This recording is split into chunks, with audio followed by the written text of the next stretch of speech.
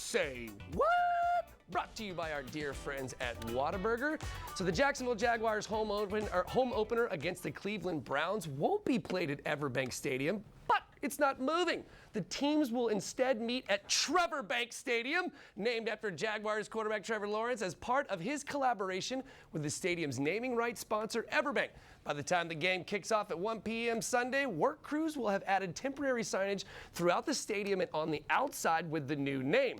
The Jaguars are 15-14 in home openers and haven't beat the Browns since 2017.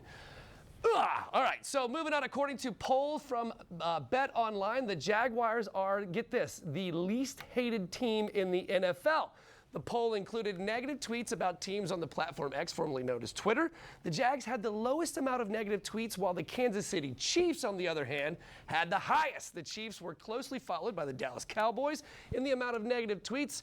Now, obviously, this is a very lighthearted poll, but there are lovers and haters of all the teams. So, listen, I kind of think the reason why that we are the least hated team in the league, and I hate to say this, is because we have cheerleaders standing right here, so this kind of sucks, but we don't ever win. So it's like, if you don't win, how can you be hated, right? So it's kind of obvious that the Kansas City Chiefs are going to be the most hated team in the league. They've won, what, like 3 out of the last 4 Super Bowls? So, I mean, like, yeah, of course they're the most hated. And then, obviously, the Cowboys, I mean, who doesn't hate the Cowboys aside from Cowboys fans, right? Like, it's the Cowboys. All right, guys, and finally, the Beatles integrated their Jacksonville concert 60 years ago yesterday.